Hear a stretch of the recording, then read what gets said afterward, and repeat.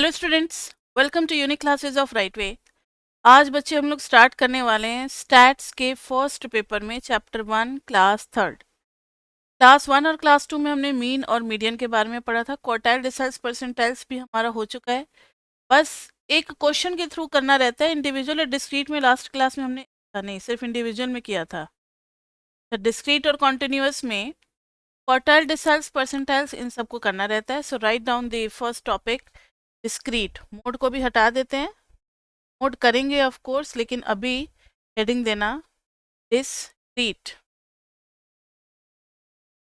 Discrete में question हमें इस तरीके से दिया रहेगा, एक्स एफ 1 2 3 4 5, एक्स यही है, एफ है 3 5 ही क्यों, और भी ले सकते हैं 3 12 70 30, और एफ में है 3 2 5 1 4। अब इसमें आपको निकालना है फाइंड मीडियन। मीडियन तो निकालना आता है, ये तो हमने क्लास में किया हुआ था। लेकिन Q1 Q3 डेसाइल में से कोई एक ले लो, D4 ले लो, परसेंटाइल में से कोई भी एक ले लो 57, ये सब निकालना है। तो सबसे पहले डिस्क्रीट में करना क्या होता है, जैसे मीडियन निकालते हैं वैसे ही और भी सारी चीजें निकलेंगी। CF चाहिए होता है हमें। क्या चाहिए होता है? CF में बच्चे आ जाएगा 3। कैलकुलेटर अपना निकाल ले बच्चे सभी कोई। 3 3 2 5 5 5 10 11 और 15। तो CF की जो लास्ट वैल्यू होती है यही हमारी N की वैल्यू होती है। CF की लास्ट वैल्यू किसकी वैल्यू होती है? N की। तो N is equal to 15। Median के लिए तो आपको पता है ना, मीडियन इज इक्वल टू हो जाता है N बाई 2th क्लास। पहले हम लोग क्लास ढूंढेंगे। मीडियन क्लास कितना निकलेगा? 15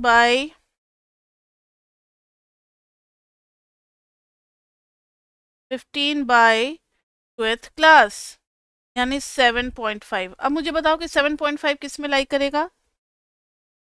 जस्ट ग्रेटर देन CF वाला देखते हैं। हाँ, जस्ट ग्रेटर देन CF वाला देखते हैं। अच्छा, ये डिस्क्रीट है ना, एक मिनट बस और कर लो चेंज। डिस्क्रीट में तो हम +1 करते हैं ना, कॉन्टिन्यूस में नहीं करते। मुझे लगा continuous. N+1 by 2th term ढूंढेंगे, क्लास थोड़ी टर्म ढूंढेंगे। 15 +1 बाई 2th टर्म, ये आ गया 16 बाई 2, यानी कि 8th टर्म। और 8th टर्म में भी जस्ट बड़ा CF देखेंगे। 8 तो है नहीं, 9 तो है नहीं, तो उसे जस्ट बड़ा कौन सा लेंगे? 10 के सामने में आ रहा है, तो x is equal to 12 is the n। ऐसे ही हम लोग क्वार्टाइल निकालेंगे। क्या निकालेंगे बताओ बच्चे? Quartile. Q1 is equal to हो जाएगा N+1 बाई 4th टर्म, ये हो जाएगा 15 +1 बाई 4th टर्म, 3 बाई 4 यानी 4th टर्म। अब मुझे बताओ 3 के बाद 4th और 5th हर जगह अगर 3 है तो क्वार्टाइल जस्ट बड़ा CF देखते हैं ना। तो क्वार्टाइल इज इक्वल टू कितना आ गया? क्या था? 3। इसी तरीके से बच्चे आप लोग Q3 D4 और P57 निकालें। 2 मिनट का समय दे रहे हैं, 2 से 3 मिनट का समय। फिर हम करेंगे तो आप लोग मैच करना कि आपने सही निकाला है या नहीं। करो तो जरा इसको ट्राई। चलो देखो, Q3 निकालेंगे बच्चे, तो Q3 में करेंगे Q3 is equal to 3n+1 by 4th term, 3 से मल्टीप्लाई करेंगे 12th टर्म, तो Q3 हो जाएगा 12th टर्म। देखो तो 12th टर्म है नहीं, उसे जस्ट बड़ा 15 है, तो 30 आ गया। तो Q3 इज इक्वल टू 30। अब क्या निकालना है हमें? D4 और P57। D4 is equal to 4 into N+1 by 10। N+1 by 10 करेंगे तो 16 by 10 is 1.6, 1.6 this 6th term, तो 6.4th टर्म क्या हो गया? D4। 6.4 तो है नहीं, तो उसे जस्ट बड़ा 10 लेंगे, यानी कि 12।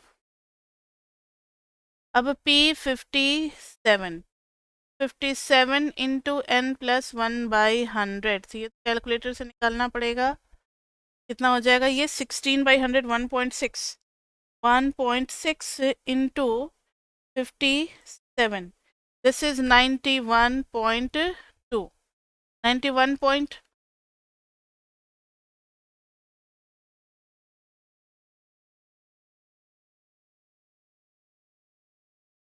क्या गलत किया है? अच्छा 0.16 करना था, आ गया 9.1 ट्वेल्थ टर्म, तो P57 9 पॉइंट, तो इसमें आ जाएगा जस्ट बड़ा है 10 यानी कि 12। डिस्क्रीट में समझ में आ गया। अगर कोई भी पोजीशन वैल्यूज निकालने को आता है, क्वार्टाइल, डिसाइल्स, परसेंटाइल से सब कुछ आप निकाल सकते हो। डिस्क्रीट के बाद आते हैं बच्चे हम लोग कॉन्टिन्यूअस पे। कॉन्टिन्यूअस में आपको पता ही है कि पहले हमें क्या दिया रहेगा, क्लास,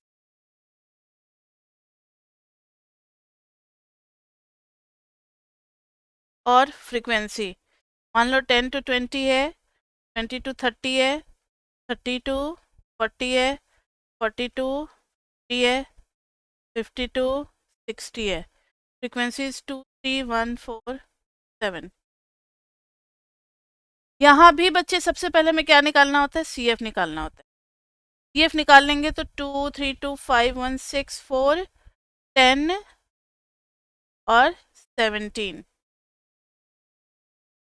अब आपको मीडियन एक निकाल करके बता देते हैं। आपको निकालना है median Q1 Q3 D8 P92। तो देखो तो जरा CF मीडियन का तो याद है आपको, मीडियन क्लास पहले ढूंढेंगे, n/2 कर दें, यहाँ +1 नहीं करते, n इज 17, 17/2 यानी कि 8.5 क्लास। इसको CF में ढूंढेंगे बच्चे। 8.5 को कहाँ ढूंढेंगे, CF में। 8.5 से जस्ट बड़ा 10 है, तो ये आ गया 4250। क्या आ गया बताओ, क्लास इज 4250, मीडियन क्लास 4250 हो गया। अब मीडियन की वैल्यू ढूंढेंगे तो फॉर्मूला है L plus n/2 minus CF upon F into H। तो L की वैल्यू कितनी है, 40, plus n/2 is 8.5 minus CF एक पहले वाली बच्चे तो 6 अपॉन F कितना है 4, टू H कितना है 10।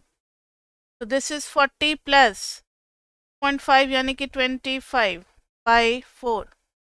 25/4 कितना हो जाता है 6.25। तो दिस इज 46.25। ये आ गया मीडियन। इसी तरीके से आप निकालो क्वार्टाइल्स D8 और P92। ठीक है, तो आपको निकालना है 1 2 3 4, 4 वैल्यूज निकालनी है, जल्दी निकालो। अब बच्चे सबने कर लिया है तो Q1 Q3 निकालते हैं। पहले Q1 क्लास निकालेंगे, तो Q1 क्लास के लिए n/4 क्लास निकालते हैं। व्हाट इज n, n कितना है इसमें 17 है, तो 17/4, 8.5 का तो 4.25 क्लास। बताओ तो 4.25 किस में आएगा, 2230 में आएगा, तो जस्ट बड़ा CF5 है। Class is 2230।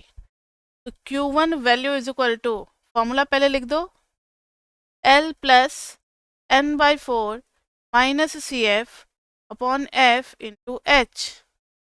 L is 20 plus n/4 is 4.25 minus F। CF पहले वाली क्लास की कितनी है 2 अपॉन फ्रीक्वेंसी उसी क्लास की, उस क्लास की फ्रीक्वेंसी है बच्चे 3 इंटू H इज 10, तो 2.25 तो 22.5 अपॉन 3 कितना आया था बताना। सेम कैलकुलेशन है या अलग है, ये आ गया 27.5। इसी तरीके से Q3 भी निकलेगा। Q3 class is equal to 3n/4 class, यानी 3 से मल्टीप्लाई कर देना है, 12.75 क्लास। Q3 क्लास 12.75, जस्ट बड़ा 17 है, 50 to 60। ये जो है ये हमारा आ गया कितना 12.75, क्लास आ गया 50 to 60, क्लास इज 50 to 60। जब आप Q3 का फॉर्मूला लिखोगे तो ये हो जाएगा L plus 3n/4 minus CF upon F into H. So Q3 will be equal to, class is 50 plus 3n/4. 3n/4 हमने निकाला था ना, कितना था? 12.75 माइनस CF की वैल्यू कितनी है? 10 और फ्रीक्वेंसी कितनी है? फ्रीक्वेंसी है 7 into H 10. This is 12 minus 7 2.75 27.5 और फिर इंटू 10 भी है ना 22.75 नहीं 27.5 एक मिनट 50 प्लस 2.75 बचेगा इंटू दिस तो 27.5 अपॉन 7 27.5 डिवाइडेड बाय 3.92 ठीक है 53.92 दिस इज आवर Q3. इसी तरीके से आप D8 और P92 भी निकाल सकते हो. D8 के लिए बस क्या कर देना 8n/10th क्लास कर देना और फॉर्मूला हो जाएगा D8 का जो भी आएगा class L plus 8n/10 minus CF/F into H. देखो तो कौन सा क्लास आ रहा है 8 इंटू n.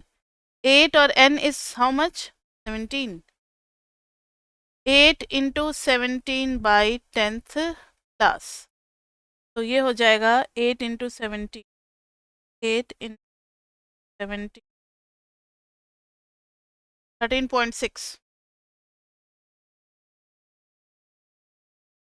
13.6 का मतलब है वही फिर से 50 to 60.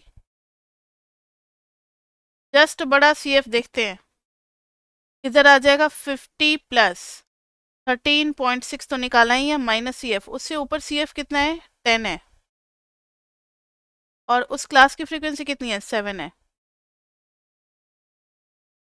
Minus 10 upon 7 into 10 H भी 10 है तो 50 प्लस 13 3.6 तो 36/7 36 डिवाइडेड बाई 7 इक्वल टू 5.14 ये आ गया 55.14. अब D8 के बाद है P92. P92 के लिए बच्चे 92 n अपॉन 100 कर देंगे 92 into 17 upon 100 92 into 17 divided by 100 equal to 15.64. अब 15.64 किस क्लास में है 50 to 60 में. अच्छा सब लास्ट में ही आ रहा है 50 to 60 में P92 का फॉर्मूला क्या तैयार होगा L plus 92 n/100 minus CF upon F into H. L is what 50 plus 92 n/100 is 15.64 minus CF कितना होगा भाई सेम क्लास सब जगह आ रहा है तो ये तो पता ही है 10 7 उस क्लास की frequency into 10 this is 50 plus 5.64 तो 56.4 अपॉन 7 8 पॉइंट समथिंग आएगा 56.4 divided by 7 equal to 8.057. so this is 58.057. तो ये हो गया बच्चे एक कॉन्टिन्यूस में मीडियन क्वार्टाइल डिसाइल्स परसेंटाइल्स का. तो अब पोजीशन वैल्यूज खत्म ये था मीन और मीडियन. वैसे आपको less than ogive more than ogive नहीं पढ़ना है इसलिए नहीं करा रहे हैं. अगर कभी फ्यूचर में किसी टॉपिक में आ गया तो ये एक टॉपिक हमारा ड्यू रहेगा ग्राफ वाला फिर उस टाइम में हम लोग डिटेल में आपको करा देंगे. अभी तक तो आपके सीनियर्स भी पढ़ते आए हैं जितने भी आपका सिलेबस है उसके according less than ogive more than ogive की जरूरत कहीं नहीं पड़ती है इसलिए हम लोग नहीं कराते वो. ठीक है कैलकुलेशन में इतना चाहिए होता है तो ये तो हम लोगों ने करा दिया. अब इसके बाद से हम लोग बढ़ते हैं मोड की तरफ मॉडल सुना है मॉडल क्या करती हैं. का काम होता है कि वो अगर किसी भी आर्टिकल को डिस्प्ले करती है, चाहे वो कोई गाड़ी हो, कोई स्कूटी हो, कोई ज्वेलरी हो, कोई ड्रेस हो, कोई शूज़ हो, कोई पर्स हो, कुछ भी हो, ठीक है, तो वो सबसे ज़्यादा मार्केट में दिखना चाहिए। तो मोड से बना है मॉडल। तो मोड में भी क्या है, जो मैक्सिमम टाइम रिपीटेड वैल्यू होगी that is called mode. Maximum time repeated value is called mode. Maximum repeated या मैक्सिमम रिपीटेड डेटा, डेटम वैसे लिख, डेटम इज मोड। तो अब इसको भी हम लोग तीनों टाइप की सीरीज में पढ़ना देखेंगे, इंडिविजुअल, डिस्क्रीट और कॉन्टिन्यूअस। लास्ट में तीनों में रिलेशनशिप होता है, मीन मीडियन मोड में रिलेशनशिप देखेंगे। जैसे फर्स्ट टॉपिक हमारा कंप्लीट हो जाएगा, फिर हम सेकंड टॉपिक की तरफ चलेंगे, मेजर्स ऑफ डिस्पर्शन। इंडिविजुअल में देखना, अगर मैंने x दे दिया 2, 3, 2, 5, 12, 3, 7, 4, 10, 2, 2, इसमें सबसे पहले आप क्या करोगे, इसमें ना आप x बनाओगे, फिर बगल में बनाओगे टैली मार्क्स। क्या बनाओगे? Tally marks. देखो सबसे पहला x में आएगा 2, इसको कट करो और टैली मार्क्स में दे दो 1, मतलब आपने इस डेटा को देख लिया। फिर 3 इज अ न्यू एंट्री, नए जगह पे दोगे, कट करो 1, 2 रिपीट हो रहा है, 5 is a new entry 1, 12 new entry 1, 3 repeat हो रहा है, 7 is a new entry 1, 2 repeat हो रहा है, 2 रिपीट हो रहा है, 4 is a new entry 1, 10 is a new entry 1, 2 repeat हो रहा है। तो किधर से काटते हैं? इधर से काटते हैं, और फिर 1, ये हो गया 6। अब फ्रीक्वेंसी में चलेंगे तो इसको लिखते हैं बच्चे 6, 2, 1, 1, 1, 1, 1, अरेबिक न्यूमरल्स में लिख दिया। तो सबसे ज़्यादा रिपीटेड कौन सी वैल्यू है? 2 है, क्योंकि इसका फ्रीक्वेंसी 6 है। तो हेयर मोड इज 2। इजी हो गया। तो इंडिविजुअल में कुछ नहीं करना, हमें एक्स बना करके और उसका टेलीमार्क्स और फ्रीक्वेंसी करके पता लगा लेना कि सबसे ज़्यादा रिपीटेड कौन सी वैल्यू है। डिस्क्रीट में, डिस्क्रीट में एक्स और एफ हमें ऑलरेडी दिया रहेगा। मान लो 2, 3, 4, 7, ये है 10, ये है 25, ये है 17 और ये है 30, या ये है 12। बताओ मैक्सिमम रिपीटेड वैल्यू कौन सी है? 3 है, क्योंकि उसकी फ्रीक्वेंसी सबसे ज़्यादा है। तो डिस्क्रीट में तो और काम कम हो गया ना हमें टेलीमार्क्स बनाना पड़ा ना कुछ। Mode is equal to 3। Discrete के बाद आ जाओ कॉन्टिन्यूअस। अच्छा एक चीज़ और है, जब वैल्यूज़ बहुत आस पास होती है ना, और फ्रीक्वेंसी भी काफ़ी क्लोज होता है, जैसे यहाँ पर तो थोड़ा गैप है, 25 है, 17 है, 10 है, लेकिन कभी कभी दो दो फ्रीक्वेंसी आ जाती है, 25, 25 या 25, 24, 23, 24, ऐसे बहुत ज़्यादा रिपीट होने लगता है। तब हम एक मेथड अपनाते हैं, मेथड ऑफ ग्रुप, लेकिन वो आपके कोर्स में नहीं है। आपको बहुत ही सिंपल बस सबका आइडिया दे देना और सिंपल सिंपल टेक्निक्स पढ़ाने हैं। मेथड ऑफ ग्रुपिंग की भी ज़रूरत आपको कहीं नहीं पड़ेगी इको ऑनर्स में। आगे चल करके अगर आप एमबीए करते हो और वहाँ अगर इसका टॉपिक आता है तो हो सकता है वहाँ आपको अलग से पढ़ना पड़े स्टैटिस्टिक्स में, लेकिन अभी इको ऑनर्स में ज़रूरत नहीं है। कॉन्टिन्यूअस होते तो बहुत ये सब लेंदी लेंदी है ना, स्टैट्स ऑनर्स वाले बच्चों को पढ़ाया जाए, बीकॉम वाले बच्चों को पढ़ाया जाए तो काफ़ी डिटेल में पढ़ाया जाता है। फर्स्ट चैप्टर में ही बहुत ज़्यादा टाइम निकल जाता है उनका। कॉन्टिन्यूअस, कॉन्टिन्यूअस में देखो class,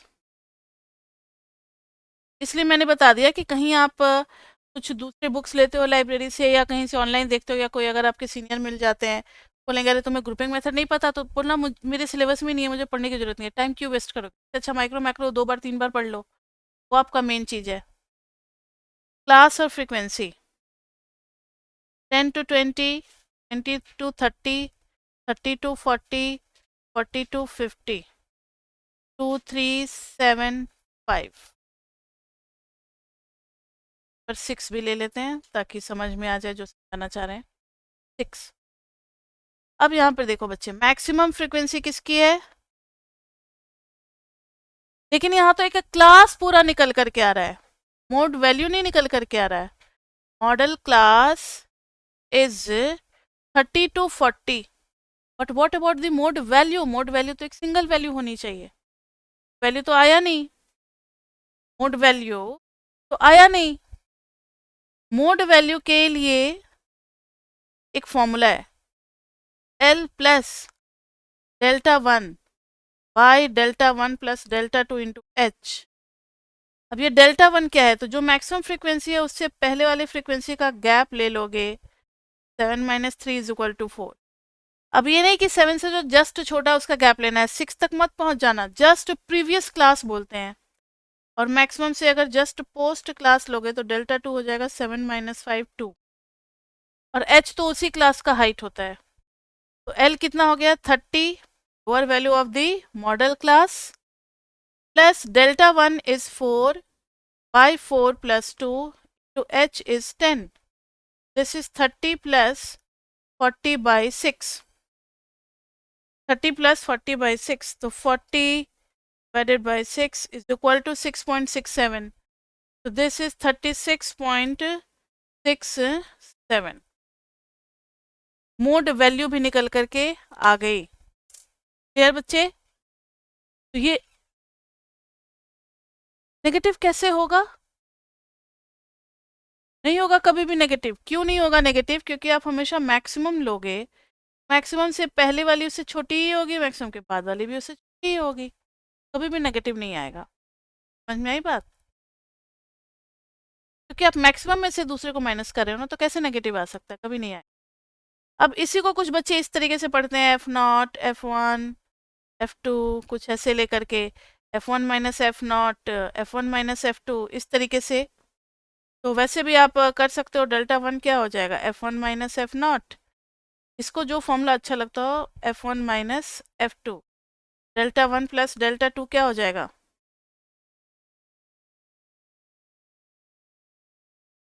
delta one plus delta two हो जाएगा F one plus F one two F one minus F not minus F two. Mode का फॉर्मूला हो जाएगा L plus F one minus F not by two F one minus F not minus F two two H. ये वाला भी formula अगर आपको याद है अच्छे से तो आप ऐसे कर सकते हो, लेकिन मेरे ख्याल से जिनको याद नहीं उनके लिए ये इजी है। ऊपर में फर्स्ट चेंज और नीचे में delta one plus delta two into. ये हो गया हमारा मीन, मीडियन और mode. Next you write down empirical relationship between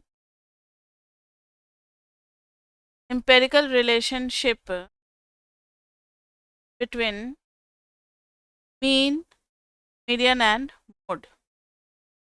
mean, median and mode क्या रिलेशनशिप है? क्या रिलेशनशिप है?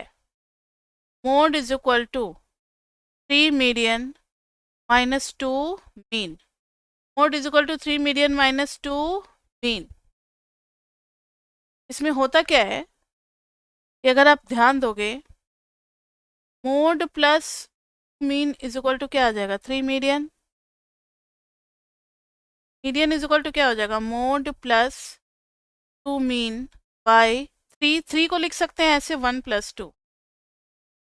अब ध्यान दो, अगर ये एक ऐसी लाइन हो में मीन इधर है मोड उधर है, और इस लाइन को हमने डिवाइड कर दिया 1:2 के रेशियो में, बीच में आएगा मीडियन। और आपको याद होगा कि क्रॉस मल्टीप्लाई करते थे, दिस टू दिस, याद है section formula? Median is equal to mode to 1 plus 2 into mean by sum of the ratio. Median is a point which divides the line joining mean and mode in the ratio 1:2। ठीक है, ये होता है हमारा इसका interpretation. लेकिन use तो हम इसी फॉर्मूला को करेंगे। कभी कभी दो एवरेज गिवन होगा और तीसरा एवरेज नहीं होगा, तो तीसरा एवरेज हमें यही फॉर्मूला लगा करके निकालना होगा। एज फॉर एग्जाम्पल, मोड है 2, मीन है 3, मीडियन फाइंड आउट करना है। फॉर्मूले में पुट कर दो, मोड है 2 और 3 into median minus 2 into mean कितना हो गया 3, 8 is equal to 3 median, median कितना आ गया 8/3। तो इस तरीके से हमें वैल्यूज निकालनी होगी। 3 एवरेज में से कोई 2 गिवन होगा, तीसरा गायब होगा, तीसरा हम लोग इसी तरीके से फॉर्मूले में डाल करके निकालेंगे। ठीक है बच्चे, इसके साथ ही टॉपिक 1 हमारा कंप्लीट होता है, मीन मीडियन और मोड का। मीन मीडियन और मोड का। अब हम लोग सेकेंड टॉपिक स्टार्ट करेंगे। So write down a big heading, topic 2, measures of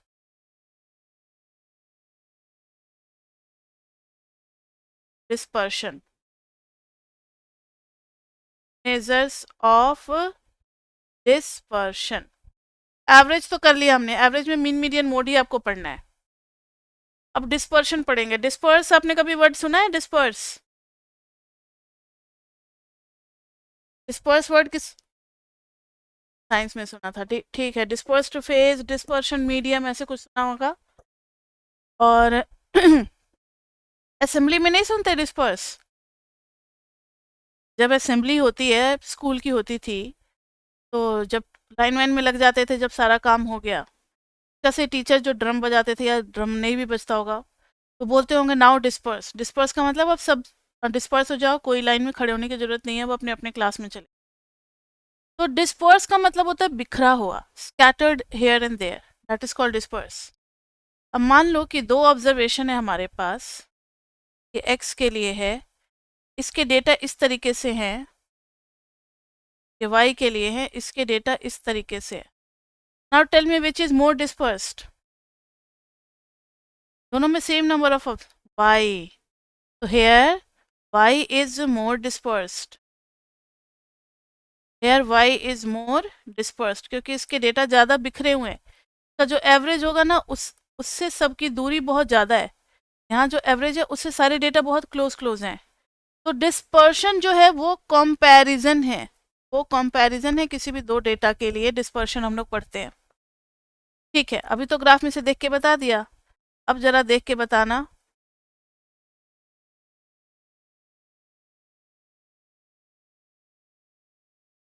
अब बता सकते हो कि कौन सा ज़्यादा है? थोड़ा सा मुश्किल होगा। अब आप कहोगे कि मैम ऐसे पता नहीं लग पा रहा, दोनों एक ही जैसे तो देखने से लग रहे हैं। तो इसी के लिए when we can't examine from graph, when we can't examine from graph, तब हम मैथमेटिकल वैल्यूज की तरफ बढ़ते हैं। then we calculate, then we calculate measures of dispersion, measures of dispersion। मैं अब कैलकुलेशन में क्या होगा, मान लो किसी का डिस्पर्शन आया 8.52, किसी का आया 8.56, है तो बहुत कम डिफरेंस, जो कि ग्राफिकली आपको नहीं पता चलेगा, लेकिन न्यूमेरिकली तो एविडेंस है ना भाई कि ये ज़्यादा है, क्योंकि इसकी वैल्यू ज़्यादा है। तो मैथमेटिक्स में जो फिगर्स होते हैं, जो मैथमेटिकल फिगर्स होते हैं, काफ़ी हेल्प करते हैं कंपैरिजन में। ग्राफिकली कंपैरिजन उतना बढ़िया नहीं हो पाता है, लेकिन मैथमेटिकली अगर 2 वैल्यूज है तो उसमें कंपैरिजन आप कर ही लोगे। ठीक है, अब बात आती है कि कितने मेजर्स ऑफ डिस्पर्शन हमें पढ़ने हैं, यानी इस सेकंड टॉपिक में क्या क्या हेडिंग्स हैं। मेजर्स ऑफ डिस्पर्शन, फिर थर्ड टॉपिक होगा skewness and kurtosis. Measures of dispersion में पहला पढ़ेंगे रेंज, जो कि 2-3 मिनट के अंदर में खत्म हो जाता है, ज़्यादा बड़ा टॉपिक नहीं है। दूसरा है क्वार्टाइल डेविएशन, तीसरा है मीन डेविएशन, चौथा है स्टैंडर्ड डेविएशन, फिफ्थ है सीवी। ये 5 टॉपिक्स हैं जिसके साथ डिस्पर्शन हमारा कंप्लीट हो जाएगा। तो अभी बच्चे हम लोग फर्स्ट टॉपिक स्टार्ट करने जा रहे हैं, रेंज। रेंज जनरली आपने क्विज कंपटीशन वगैरह इन सब में सुना होगा, स्पोर्ट्स के जो कंपटीशन होते हैं। हाँ, तीसरा वाला मीन डेविएशन है। कोफिशिएंट ऑफ वेरिएशन, सीवी तो आपने पढ़ा होगा 11th-12th में। ठीक है, इसमें से आपने रेंज पढ़ा होगा, सीवी पढ़ा होगा, quartile deviation, mean deviation, standard deviation भी पढ़ा होगा, क्वार्टाइल डेविएशन, मीन डेविएशन नहीं पढ़ा होगा। लेकिन स्टैंडर्ड डेविएशन जो पढ़ा होगा और अब पढ़ोगे, इसमें बहुत का अंतर होगा। यहाँ पे प्रॉपर्टीज पढ़ेंगे, प्रूव करेंगे, काफ़ी कुछ है। ठीक है, तो रेंज बच्चे, रेंज आप जब कोई क्विज कंपटीशन में या कोई स्पोर्ट्स के कंपटीशन में जाते हो तो लिखा रहता है ना इंस्ट्रक्शन कि इसमें 7 से 14 साल के बच्चे भाग ले सकते हैं। तो 7 to 14 ईयर्स का जो रेंज दिया होता है, as range, that is your range. Range में एक मिनिमम वैल्यू फिक्स कर दी जाती है, एक मैक्सिमम वैल्यू फिक्स कर दी जाती है, उसके बीच के कोई भी डेटा आ सकते हैं। Range is exactly the same thing है। तो जैसे एक एग्जांपल इंडिविजुअल में ले लेते हैं। अगर एक्स में दिया हुआ है 2, 3, 7, 12, 14, 12, 7, 15, नाउ टेल मी इसका रेंज क्या होगा। तो मैक्सिमम इज 15, मिनिमम इज 2, तो मैक्सिमम माइनस मिनिमम यानी 13। Range is largest minus smallest. Simple सा चीज है, सबसे इजी टॉपिक है पूरे स्टैटिस्टिक्स का। Largest minus smallest is the range. लेकिन अगर कोई दो डिस्ट्रीब्यूशन हो, जैसे ये रुपीज में है और ये ईयर्स में है, एज है, ये रुपीज में है 5, 7, 12, 20, ये जो है ये 7, 10, 8, 9। जब इधर रेंज निकालोगे आर एक्स, ये निकलेगा 20 माइनस 5, 15। जब इधर रेंज निकालोगे आर वाई तो ये निकलेगा 10 माइनस 7, 3। किसका रेंज है ज़्यादा? आप कहोगे मैम एक्स का, लेकिन फिर गलत हो गए आप, क्योंकि आप ऐसे दो चीज़ों को कंपेयर कर रहे हो जिनका कंपैरिजन ही नहीं हो सकता। हम रुपीज़ को ईयर्स के साथ कैसे कंपेयर कर सकते हैं? दोनों अलग अलग क्वांटिटीज है ना, रुपीज़ को ईयर्स के साथ नहीं कर सकते। तब हम निकालेंगे कोफिशिएंट ऑफ रेंज। तो ये हम लोग बात कर रहे थे कि दो अलग अलग अगर डिस्ट्रीब्यूशन हो जिनका कंपैरिजन नहीं हो सकता, क्योंकि ये जो आंसर आया होगा ये आपका रुपीज में आया होगा। रुपीज 15 में से रुपीज 5 माइनस करोगे, सॉरी रुपीज 20 में से रुपीज 5 माइनस करोगे तो रुपीज 15 आएगा, और ये आया होगा ईयर्स। तो how we can compare two different physical quantities? नहीं कर सकते ना। तो इसके लिए एक टर्म आता है कोफिशिएंट ऑफ रेंज। क्या बोलते हैं इसको? Coefficient of range. कर रहा है, 1 मिनट। कोफिशिएंट ऑफ रेंज ये हो जाता है largest minus smallest by largest plus smallest. होता क्या है कि ऊपर भी रुपीज आ जाएगा, नीचे भी रुपीज आ जाएगा, दोनों कैंसिल हो जाएंगे। It will be without any unit of measurement. तो largest is 15 minus 2 upon 15 plus 2। ऊपर का रुपीज नीचे का रुपीज कैंसिल हो गया, ऊपर में आ गया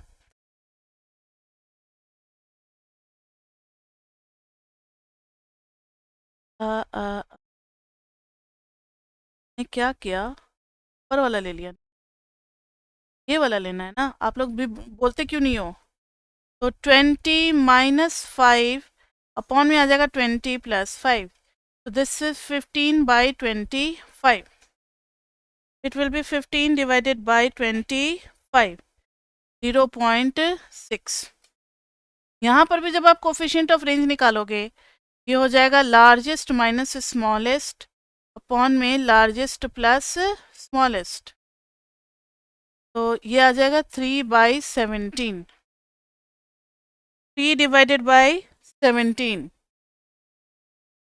This is 0.176. Now we can compare. This is more. So X is more dispersed. ठीक है, इसी तरीके से डिस्क्रीट में होगा। समझ में आ गया? इंडिविजुअल में,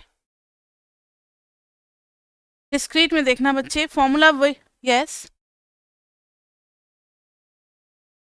क्या कुछ पूछना चाह रहे हो?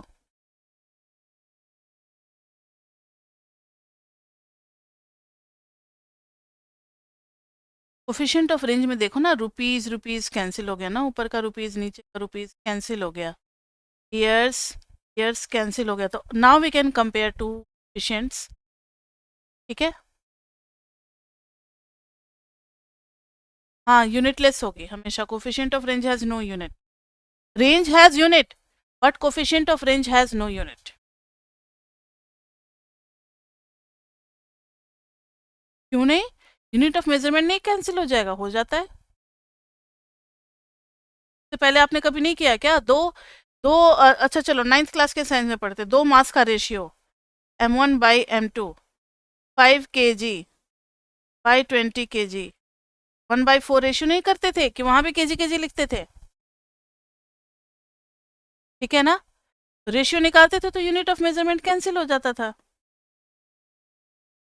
अब डिस्क्रीट पे चलें। डिस्क्रीट में देखना x और f होगा 2 4 6 7। f हो गया हमारे पास 3 2 12 9। बताओ तो इसमें लार्जेस्ट और स्मॉलेस्ट वैल्यू कौन सी है?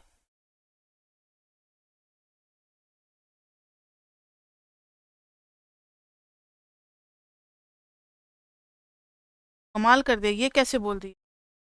ये है लार्जेस्ट 7, ये है स्मॉलेस्ट।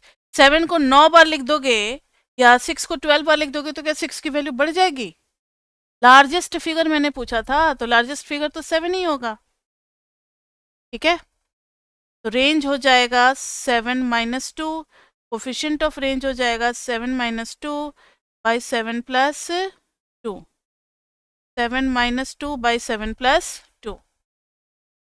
डिस्क्रीट के बाद आते हैं कॉन्टिन्यूअस पे।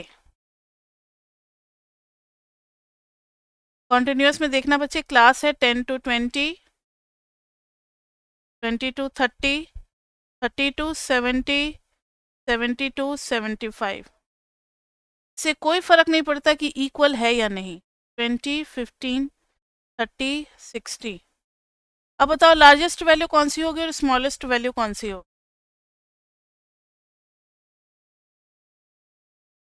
Smallest data that can enter is 10 and the largest value is 75।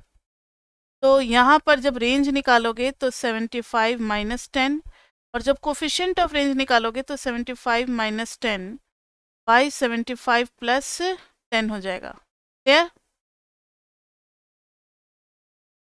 तो ये हो गया हमारा first method. Measures of dispersion में रेंज कंप्लीट हुआ। रेंज के बाद हम लोग चलते हैं क्वार्टाइल डेविएशन पे। यस,